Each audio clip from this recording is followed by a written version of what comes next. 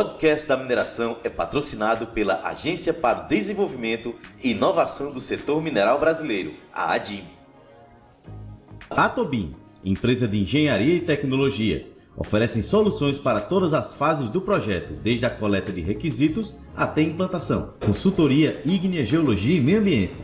Empresa especializada em mineração, geologia, pesquisa mineral, planejamento administrativo de processos minerários e consultoria ambiental. Olá pessoal, sejam bem-vindos a mais uma entrevista aqui no podcast da mineração. E hoje eu estou aqui falando sobre um assunto que já fazia tempo que eu estava querendo entrar nesse detalhe, nessa parte de recursos de reservas, mas aliado àqueles critérios que nós ouvimos tantos falar, né, que é o JORC, o NI, né, e trouxe aqui um profissional aí com várias décadas de experiência nesse assunto, né, que é o Porfírio Cabaleiro, engenheiro de Minas, formado na UFMG. Porfírio, muito obrigado pela sua participação, meu amigo. Ô, Johnny, muito obrigado a você, a oportunidade de falar um pouquinho sobre o assunto que me interessa bastante. Eu tenho muito orgulho de ser um dos precursores da introdução desse assunto aqui no Brasil, ainda na década passada. Perfeito. Pessoal, lembrando que o podcast da mineração, ele é patrocinado pela ADIMB, tá? Agência para o Desenvolvimento e Inovação do Setor Mineral Brasileiro. Acesse o site adimb.org.br e saiba mais sobre essa agência, como se associar, os eventos, treinamentos e muito mais. E também a Atobin Engenharia, né? Empresa de engenharia que trabalha desde a coleta de pré-requisitos até a parte final do projeto, com tecnologias tais como georradar, scanner, drone e muito mais. Acesse o site aí atobin.com. E também a Ígnea, Geologia e Meio Ambiente, uma consultoria mineral e prospecção, que trabalha aí com gestão de processos minerários, com a parte de lavra, com pesquisa e muito mais. Acesse o site igneabr.com.br, saiba mais aí dessa grandiosa consultoria. E como eu falei, né, estou aqui com o Porfírio, né, ele tem aí várias décadas de experiência na parte de engenharia de minas, principalmente abrangendo essa parte de estimativa de recurso e reserva, até o planejamento de minas, projeto, avaliação econômica, muito mais, né? Tem especialização em estimativa de recursos reservas, geometalurgia, geoestatística, planejamento de mina, avaliação econômica, análise de sistemas, pesquisa operacional, gerenciamento de projetos. Trabalhou com diversos softwares, tá? Diversas commodities minerais, que a gente pode falar aqui como ouro, cobre, ferro, fosfato, urânio, tá? E também em vários países. Como eu falei, ele é engenheiro de Minas, formado aí na grandiosa UFMG. E começar já perguntando, Porfírio, e só mais uma coisa, ele atualmente é sócio, né, da GE21 Consultoria Mineral, tá certo? Então, ao final a gente vai falar também um pouco sobre essa consultoria, tá certo? E, começando aqui a pergunta, Porfírio, explica pra gente aqui, para os nossos ouvintes, né, o que são os critérios JORC e o N1 4301, e qual o propósito deles na indústria de mineração? Bom, obrigado, Johnny, pela apresentação e essas bacanas palavras aí sobre o meu respeito. Tá? Bom, os códigos JORC NI 4301, que muita gente confunde achando que são modelos de como exfazer ou estimar um recurso de reserva, na realidade são padrões de declaração de recursos e reservas. Tá? A gente pode juntar esses códigos agora, o código americano do SK1300, tá? Então, essa tríade, né, o NI 4301, o JORC, SK1300, aqui no Brasil muito usados, e também o SANREC, na África do Sul, o Chico, né, que é o Chile Code do Chile, o nosso CBRR, todos esses códigos ou padrões são padrões de reportagem, é como eu devo reportar um recurso, resultado de recurso, resultado de reserva, até mesmo desde as fases iniciais, resultados de exploração, resultados de potencial de exploração. Os relatórios estão configurados de tal forma que você, ao comparar dois ativos minerais, você tem a mesma relação de conceitos foram colocados neles. Então, a ideia é que você padroniza as informações. E o que tem de comum é que esses relatórios são certificados por um qualified person, competente person, profissional qualificado. O nome varia de jurisdição para jurisdição, de código para código, mas é sempre o mesmo conceito. É o conceito da competência. Todos eles, só relembrando, todos esses códigos são baseados no tripé, que é a competência, que é o pessoal competente person, a pessoa qualificada que está certificando aqui, tá?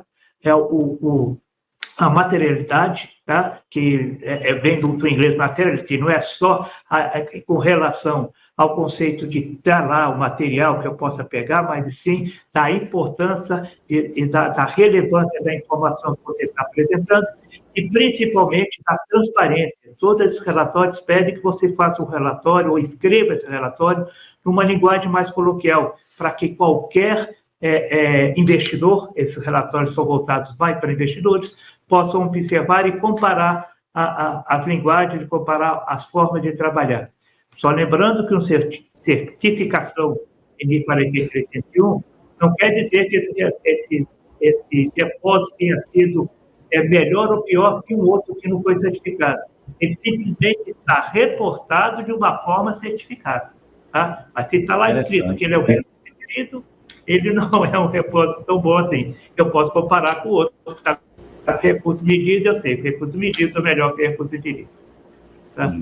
Realmente, você falou um negócio muito importante aqui. Eu também, como estou aqui tendo uma aula, tenho certeza dessa questão desses critérios, tá? E outra questão, né? Como é que esses critérios, então, abordam a questão da qualidade do dado, modelagem, método de amostragem e a modelagem geológica? Bom, todos esses métodos têm, em publicações paralelas, certificações das melhores práticas, Best Practice Guidelines.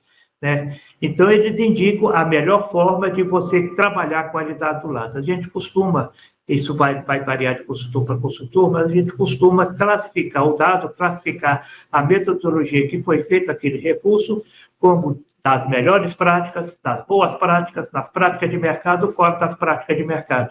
Isso já dá um indício de qual é a qualidade do dado que você está trabalhando e como foi feita essa observação. Então, é importante, tem um capítulo lá, tá? O capítulo 12 do NI 4301, por exemplo, que fala sobre Data Verification. É onde o QP vai avaliar a qualidade daquele dado e tem algumas ferramentas para estarem colocando. É o site visit obrigatório, que o QP vai a campo observar a materialidade do dado e como o dado foi coletado, se seguiu as boas práticas, as melhores práticas, ou pelo menos as práticas de mercado na coleta da informação, da amostragem, baseada nesses guidelines que estão ao lado dos códigos. Então, essa é a forma de garantir, assegurar essa informação. Existe a ferramenta, né, o QAQC Control, que é tão difundido, que tem uma máxima, né? Não tem que aquecer, você não tem recurso. Se você não comprovar a qualidade do seu dado com relação à sua coleta e à sua análise química, analisar, às vezes, no relatório, no laboratório que seja certificado, mas você pode cometer erros em qualquer fase. Então, você tem que ter uma garantia de que essa amostragem foi bem feita, isso vai pelo controle de qualidade, e que ela tenha uma análise química bem feita, que vai pelo controle da certidão ou da assurance, né, que é o Quality Assurance, Quality Control do laboratório, que ele tem o dele, e você é obrigado a ter o controle seu como cliente do laboratório para certificar isso. Tá? Realmente bastante importante, como você falou, essa questão do QAQC, né? Que aí garante realmente a qualidade dos dados, garante a rastreabilidade, a auditoria nos dados, por assim dizer, né, Porfírio? Perfeito, exatamente isso. Exato, beleza. E você falou da questão, logo no início, né, essa questão dessa certificação, mas eu tenho pode estar se perguntando aqui, quais são, assim, então, as implicações legais e regulatórias de não cumprir um critério JORC ou N1 4301 em determinadas jurisdições? Eu não tenho notícia que ela é uma questão legal, ela é uma questão mais financeira. Os códigos eles estão voltados muito mais para informar aos investidores. Tá? O código NI 4301 é regulamentado pela CSA, né, que é a Columbia Security Administration do Canadá, tá? Que está ligado ao CIN, é um código, o NI é National Instrument, então é o Código Federal, tá? De reportagem de recursos e reservas. Então, a ideia é que você reporte nesse código, quando você vai reportar a forma da lei, da forma da garantia de um ativo mineral, né? Mas isso é para você declarar e fazer a abertura de um capital, você vai buscar o seu investidor, então esse relatório é importante. Da mesma forma, o código JORC está ligado à Bolsa de Valores da Austrália, que é a ASX, né, a Bolsa que procura também fornecer os mesmos critérios para que os investidores possam comparar seus relatórios. E, finalmente, nós temos agora o SK1300, que é um código mais recente, tá? Ele começa a funcionar a partir de 2013, também ligado à Bolsa de Valores de Nova York. Os Estados Unidos têm mais de um código, tinha um código anteriormente que era muito famoso, que era o CAID 7, que a Bolsa utilizava, e ela migrou para esse relatório, o SK1300, que é um formato de reportagem muito similar ao 4301. Tem pequenas diferença de interpretação, algumas nuances, mas para o leigo é como se fosse o mesmo relatório, só muda a ordem de capítulos e muda a ordem de critérios de como reportar. Você não é obrigado a reportar no 4301 sempre que você tem um recurso reserva. Existem as condições mínimas, é quando é o primeiro relatório que você vai botar na bolsa, por isso que ele não é uma questão legal, é uma questão regulamentária, né, dos códigos. Você tem que, de novo, declarar o relatório 4331 quando você tem um aumento ou uma perda muito grande no seu recurso reserva de mais de 50% da última intervenção. No mais, você pode reportar só o que a gente chama de AIF, o BTF nos Estados Unidos, AIF no Canadá, que são o Annual Information Format, que faz um resumo desse relatório. E, em geral, as empresas recebem um relatório de um consultor, um relatório independente, pode ser até uma pessoa competente, pode ser da própria empresa, não há necessidade de ser independente, essa é uma questão que a gente está discutindo ainda. A gente não, eu não faço parte dessa comissão, mas as comissões estão discutindo ainda a questão da independência, mas é só para você ter essa garantia internamente. A gente trabalha muito com as empresas, principalmente empresas júniores no Canadá e na Austrália, que querem reportar seus recursos para a Bolsa e a gente prepara os relatórios dessa forma para que eles estejam em dia. Eu falei um pouco ali sobre, por isso que eu quero só fazer um parênteses aqui, eu falei um pouco dos 3 critérios básicos dos códigos, né, que é materialidade, competência e transparência, mas isso é como se fosse um banco de 3 pés. O 4º pé que está aí meio balançando, que entra ou não entra, seria a independência.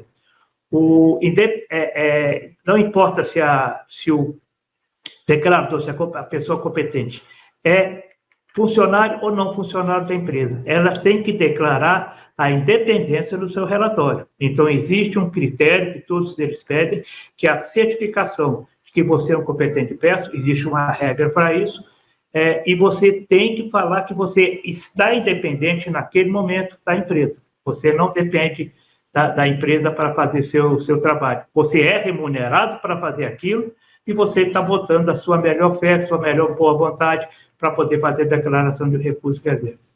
Esse competente peça, inclusive, pode ser o presidente da empresa, não importa, mas naquele momento da declaração, ele tem que se declarar independente. É muito interessante essa sua resposta, Porfírio.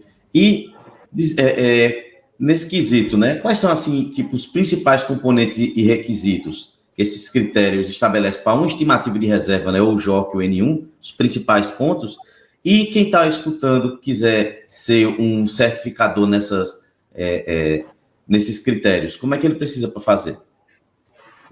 Bom, um dos critérios principais é exatamente o competente peça, que ele é muito... Competente peça, qualified peça, como já disse, depende da jurisdição, que é a pessoa que vai certificar, vai se responsabilizar por aquele relatório. Lembrando que nos Estados Unidos a pessoa tem uma responsabilidade civil e criminal, tá? Eu costumo falar que eu tenho que fazer o relatório certinho, se nunca mais vou passar minhas férias em Miami, né? A mesma coisa no Canadá, a pessoa tem responsabilidade civil, ela pode ser punida por isso. Então, só botar o lado ruim da força, né? Mas o lado bom é que, para fazer a certificação, você só tem que seguir as regras que estão lá no 4371. Reportar, o código é muito claro, ele não deixa muita diferença, ele tem a própria característica de ser transparente e claro. O código SK 1300 é um pouco mais confuso, é um código de 500 páginas. Mas, mesmo assim, se você souber o que está acontecendo no 43 centímetros, você consegue fazer o código americano. O profissional, para se tornar um competente PES, primeiro, ele tem que estar afiliado numa associação profissional independente. Tá? No Brasil, nós temos a CBRR, que segue esses padrões. É uma associação de profissionais de mineração, voltados à mineração, e que tenha um código de ética relacionado a isso, porque é o que vai levar se você cometer alguma fraude, alguma declaração ruim, você é imediatamente expulso dessa certificação ou desse código, dessa categoria, dos comitês que existem. Tá?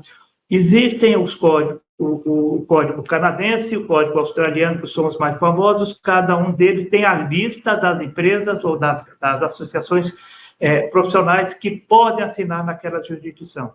A CBRR, além de assinar no Brasil, ela pode assinar ainda nos Estados Unidos, que o SK 1300 permite. Ainda não é permitido assinar no Canadá, nem na Austrália. Tá? Eu, por exemplo, sou um Qualified PES classificado, ou competente PES classificado por uma associação profissional da Austrália. Na Austrália existem basicamente duas, que é a AUSIM, né, Australian Institute of Fine Metallurgy e Petróleo, e tem a AIG, que é o do qual faço parte, que é a Australian Institute of Geoscientists. No Canadá, existem associações que elas são como seriam associações territoriais.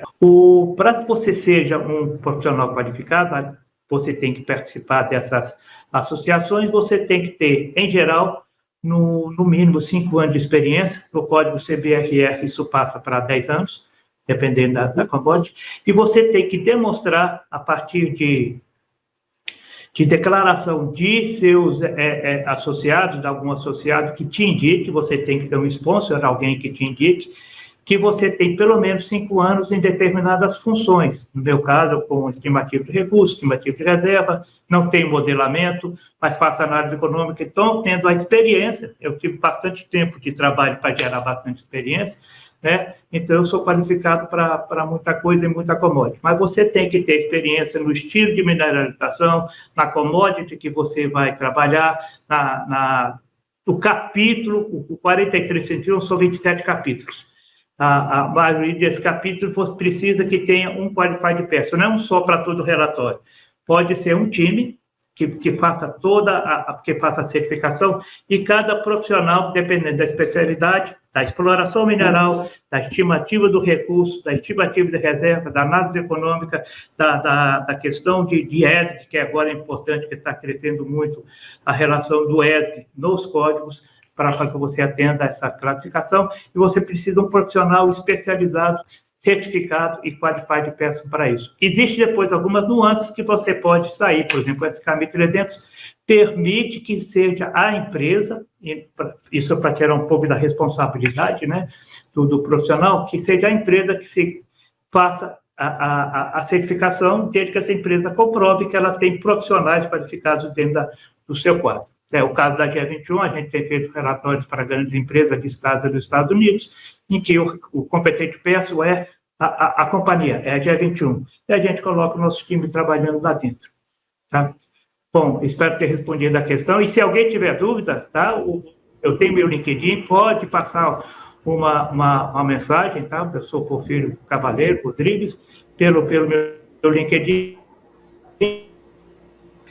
em que eu teria o maior prazer em aprovar ou indicar a forma de fazer. Um séquito de seguidores aqui que já se tornaram competente peço, qualified peço, pela minha indicação de pessoa. Logicamente que eu conheci a competência em cada uma dessas áreas. Não, realmente ficou bem claro. Desde o tempo de universidade mesmo, de escola, eu sempre me perguntei essa questão de como se tornava eu achava, eu vou até ser sincero, e muitas pessoas também conversaram comigo, a gente achava que JORC não era um critério, você se tornava um JORC, entendeu? Mas ficou claro que o que você falou, Porfírio. Acho que todo mundo que está assistindo aqui vai tirar, já não tem mais, assistindo esse vídeo aqui, não vai ter mais essa dúvida. Você falou um pouco do início, né, sobre que a importância de seguir esses padrões é basicamente a questão financeira, né? Mas fala um pouco mais sobre essa credibilidade dessas informações, que, por exemplo, com um avaliador com mais experiência, como se o currículo de avaliações se passa por uma aprovação. O que você pode dizer sobre isso? Bom, como está falando, a pessoa se torna um competente peça e a partir daí é um competente peça, não importa se ela tenha 5 anos, que é o mínimo, dependendo lá do Canadá e da Austrália, por exemplo, ou se ela tem 45 anos, como eu tenho. Tá? Ele tem a mesma responsabilidade e é dada a mesma qualificação para poder assinar um recurso de reserva. Logicamente, os relatórios eles são necessariamente assinados por um competente peça, mas com um peer review de uma pessoa, um par da empresa, ou seja, de uma pessoa contratada por fora, que garanta que ele está seguindo todas as regras. Tá? E também tem sempre, né, hoje de tarde, por exemplo, um cliente para quem eu fiz um relatório 4301, eu vou ser auditado e questionado sobre os padrões que eu utilizei para declarar aquele relatório. Então, a gente sempre é auditado externamente por empresas do porte do grande certificador, né? Tem a Ernst Young e aí por diante, a qualidade e como que a gente respondeu aos quesitos que estão do relatório. A declaração que você coloca no relatório, geralmente a certificação do recurso reserva, existe uma carta, uma certificação de profissional. E lá a gente declara que a gente conhece o código, que a gente respeitou o código. E a gente vai ser questionado sobre isso. Alguém vai perguntar se eu conheci o código mesmo, se eu respondi com relação à estrutura do código. Porque esse relatório ele pode ir para a Bolsa, ele vai se tornar público, ele vai ser visto por qualquer pessoa, e qualquer pessoa pode entrar naquele relatório e falar, olha, eu vou fazer aqui um desafio, um challenge. Tá? E ela pode questionar aquela resposta, e às vezes você vê um relatório que ele tem que ser reescrito porque não ficou bem esclarecido algum ponto. Então, eles fazem uma reavaliação e é colocado de novo na Bolsa. Né? Então, eu já participei de alguns casos, mas, graças a Deus eu nunca tive nenhuma ação desse tipo, em que um cliente foi impedido de comercializar ou de negociar suas ações durante um período de 3 meses como uma punição por uma declaração que ele tinha feito indevida na Bolsa. Né? A gente acompanhou o processo, eu não estava envolvido mais com essa empresa, por razões porque a gente saiu, colocou outra pessoa que não fez uma certa obrigação. Né? E isso ele foi punido por isso. Então, existem punições, existem avaliações independentes, avaliações de auditorias internas, externas e dos próprios usuários que podem identificar esse erro, e aí sim você está sujeito à punição sobre isso, como pessoa jurídica ou como pessoa física.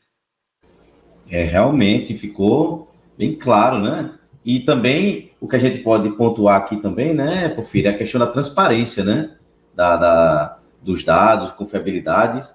E nessa questão, né, você até já falou um pouco, mas quando tem essa maior transparência e confiabilidade, qual seria, assim, na sua opinião, a percepção dos investidores sobre esse projeto?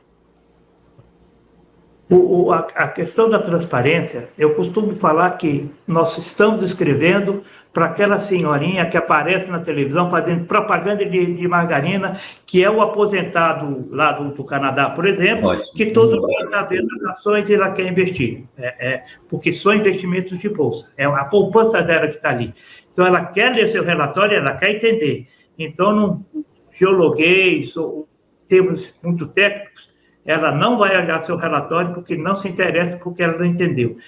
A transparência está muito na forma que você escreve e explica como você elaborou e por que você tem e qual o seu nível de confiança em cima daquele relatório. Como eu estava falando, eu vou escrever que o relatório é certificado por um recurso inferido. A pessoa sabe, ele é certificado, opa, eu acredito nessa resposta, eu acredito que o recurso que está ali tem baixa qualidade, porque ele é um recurso inferido, por exemplo. Agora, eu quero declarar uma reserva. Para declarar uma reserva, só tem que ter recurso medido indicado, opa, então eu estou com um recurso melhor aqui. eu tenho que ter, no mínimo, um projeto de engenharia escrito no padrão de Pre-Feasibility Study, ou seja, eu tenho que ter certos quesitos que estão regulados tanto pelo CIM, não sou mais do JOC, não é o JOC que determina se é um PFS ou 43.101, se determina se é um PFS. Quem determina é a classe do estudo dos custos que você fez e como você chegou naqueles custos, a confiança que você tem.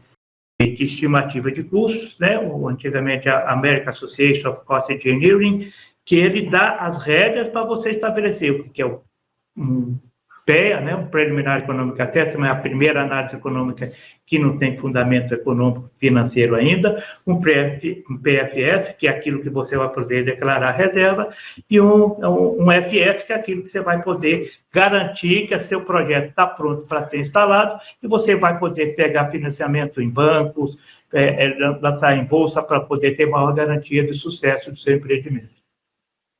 Apesar de que, tendo PFS um DFS, não garante que você vai ter sucesso no seu empreendimento. A gente teve muitos casos por aí em que tem o DFS, a engenharia de minas, o projeto de mineração, está associado, está sempre de mão dada com risco, né? Então, isso aí está... A avaliação do risco faz parte do relatório. Você tem que colocar ainda quais são os riscos, né? O risco geológico, o risco de ter uma paralisação por greve, é o caso do Chile. O Chile sofre muito com isso, porque o Chile, por ser um país em que a atividade minerária é muito controlada pelo Estado, existe sempre, quando a gente vai ali, olha, existe o risco de paralisação da produção, porque o sindicato pode paralisar a sua... Não é só voltando o exemplo, eu não estou prejudicando aqui o Chile, por favor, mas é o exemplo que sempre existe esse risco que tem que ser colocado, o risco de greve no Chile, o risco de uma nevasca muito grande no interior do Canadá, né, para que a gente passe também um pouquinho lá para cima. E aqui no Brasil, o risco de inundação, né? Hoje em dia, a gente já considera, se a gente está declarando um projeto de reserva em que eu vou botar uma barragem de rejeito, a barragem de rejeito não é proibida. Muita gente acha que está proibido no Brasil, não está proibida.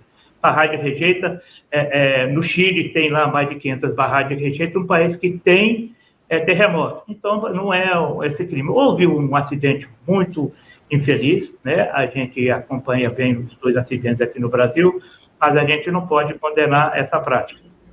Mas a gente tem que colocar que existe o risco, se a gente está falando de barragem, de jeito de haver esse rompimento. Isso sempre vai abaixar um pouquinho o seu valor do seu empreendimento. Tá? Exato, você falou muito bem, Porfírio, sobre essa questão, né?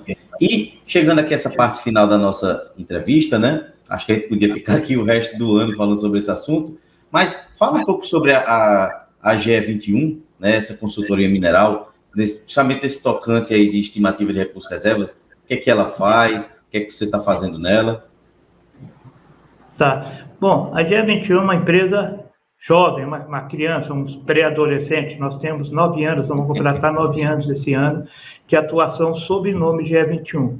Na realidade, ela é a continuidade de uma empresa australiana, do qual eu me formei como QP, que foi a Coffee Mine, que atua no Brasil de 2007 a 2015, tá? Infelizmente, em 2015, ela encerrou as atividades como mineração, a Coffee, ela saiu do mundo da mineração no mundo inteiro, e a equipe que estava com a parte de mineração, certificação de recursos e reservas, herdou, e nós herdamos essa empresa e tiramos a GE21. Então, se eu somar os 8 anos mais os 9 anos, já são 17 anos. E ainda tem mais, quer dizer, a própria Coffee já era a empresa que tinha adquirido uma outra empresa genuinamente brasileira, que era a GeoExplore, que foi fundada em 1994, então, de 94 até 2007, 13 anos, então, já somando 13 aos 17, já dá 30 anos, então nós somos jovens com pelo menos 30 anos, sabendo que a própria GeoExplore também era herdeira de uma outra grande empresa pioneira no mundo da mineração no país, que foi a Paula Biba Engenharia. Aí nós estamos falando lá da década de 70, foi onde eu comecei a minha carreira. Então, nós temos uma equipe aqui, eu mais 2 participando da diretoria, somos oriundos da Paula Bib e vamos agregando pessoas ao longo do tempo. Então, nós somos uma empresa jovem com essa alma já experiente, né? Não vou falar velho, vou falar experiente. Bom, nós cobrimos todo o ciclo da mineração, desde a descoberta de desenvolvimento, nós utilizamos ferramentas modernas de inteligência artificial, machine learning. A gente pode cobrir, porque a gente tem um banco de informações públicos, se eu entrar com o banco de informação privado, nós podemos descobrir ou ajudar na descoberta de alvos de exploração. Nós temos feito isso para lítio, para alguns clientes lítio, agora terras raras, estamos fazendo para outro cliente, já fizemos para cobre, para grafite, nós podemos auxiliar a descoberta de alvos de exploração. Fazemos todo o ciclo da supervisão da sondagem, garantindo que a coleta daquela informação e o tratamento daquela informação e a gravação daquela informação estão seguindo as melhores práticas do código que deve ser seguido naquele momento. Fazemos a estimativa de recursos, desde a modelagem, a estimativa de recursos com técnicas estatísticas.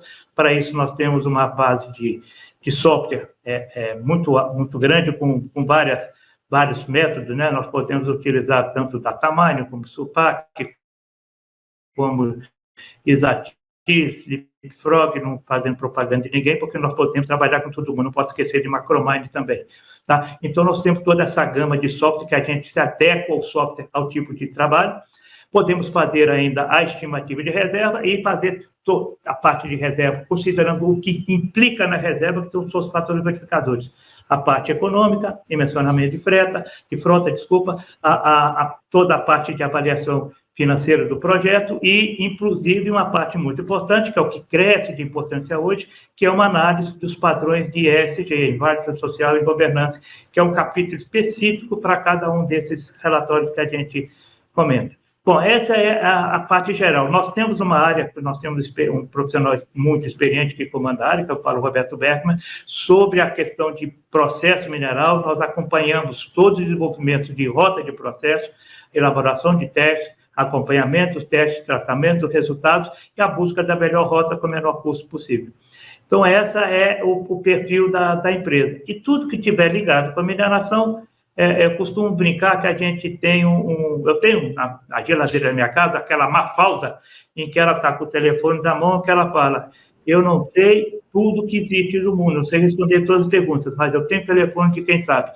A gente é uma empresa grande, a gente não pode cobrir todos os aspectos, mas se eu não souber fazer, eu sei o telefone de quem sabe. Nós temos um grupo de profissionais associados, aqui a parte de geotecnia, a parte de hidrogeologia, em que a gente pode chamar para nos auxiliar nesses projetos. Tá? Bom, essa é a GE21, nós estamos aqui em Belo Horizonte, tá? Aqui hoje um dia bonito, céu claro, nós estamos aqui no Alto Afonso Pena, quem quiser pode vir nos visitar, nós estamos de portas abertas aqui, tá bom?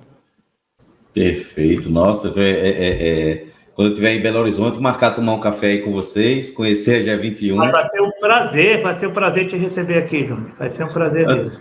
Prazer vai ser todo meu. Porfírio, muito obrigado aqui pela sua participação aqui no podcast da mineração. Eu vou ser sincero de falar sem demagogia alguma. Eu acredito que todo aluno de mineração, de geologia, devia assistir esse vídeo, porque isso aqui foi uma aula explicando, detalhou e ficou sem sombra de dúvida sobre esses critérios JOC, do N1. Então, tenho certeza que quem está escutando, já, se quiser trilhar esse caminho, já sabe o que procurar, já sabe sobre o assunto, a principal sua importância. Então, novamente, muito obrigado por ter participado aqui desse podcast com a gente. Ô, Johnny, muito obrigado. Eu tenho que agradecer a oportunidade de falar um pouquinho desse assunto, como falei no princípio, que me chama muita atenção. Eu sou um estudioso nessa etapa, eu brinco aqui muito com o pessoal. Não tem, meu livro de cabeceira é o código. A gente está sempre lendo, sempre estudando. Eu estou me encaminhando amanhã para o PDAC, né, o PDAC no Canadá, em Toronto, e vou fazer mais um curso com o pessoal do CIM sobre a atualização do que está acontecendo. Os códigos não são estanques, não são parados, eles são dinâmicos. Eles mudam, e a interpretação muda, é como fosse lei. Então, sempre que eu tenho a oportunidade de ir no PDAC, eu faço sempre o curso de atualização. E se tiver alguma atualização, não tenha dúvida, eu estou aqui para para comunicar para vocês e botar nos nossos projetos. Obrigado mais uma vez pela essa oportunidade. Tá? E eu coloco à disposição do público que estiver nos ouvindo, tá? Seja aqui pela página do LinkedIn, ou, inclusive, nós temos uma página na internet, eu procurar por Gerente de Consultoria Mineral, e mandar uma pergunta, uma consulta, ou então nos visita aqui em Belo Horizonte, com Supena 3130, estamos aqui à disposição para receber qualquer um que venha e tirar dúvida, conversar, estamos sempre à disposição. Uma equipe muito grande aqui.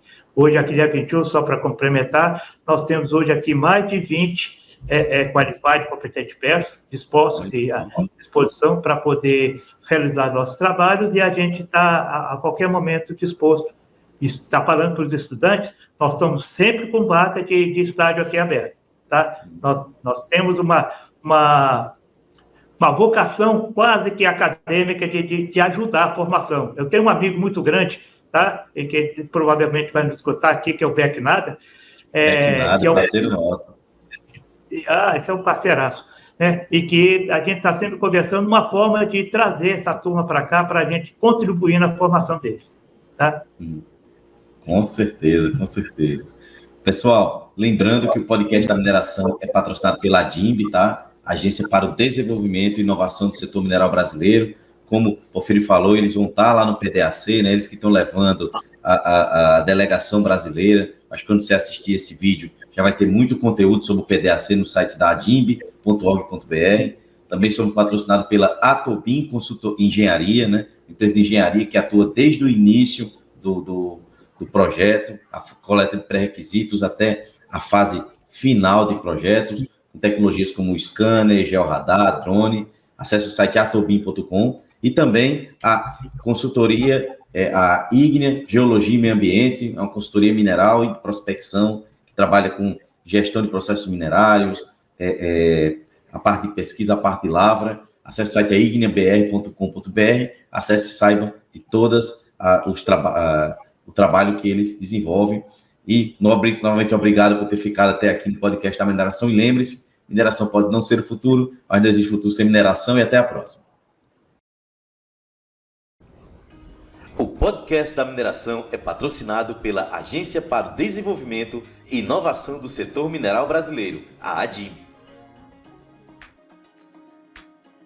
Atobin, empresa de engenharia e tecnologia, oferecem soluções para todas as fases do projeto, desde a coleta de requisitos até a implantação. Consultoria Ígnea Geologia e Meio Ambiente, empresa especializada em mineração, geologia, pesquisa mineral, planejamento administrativo de processos minerários e consultoria ambiental.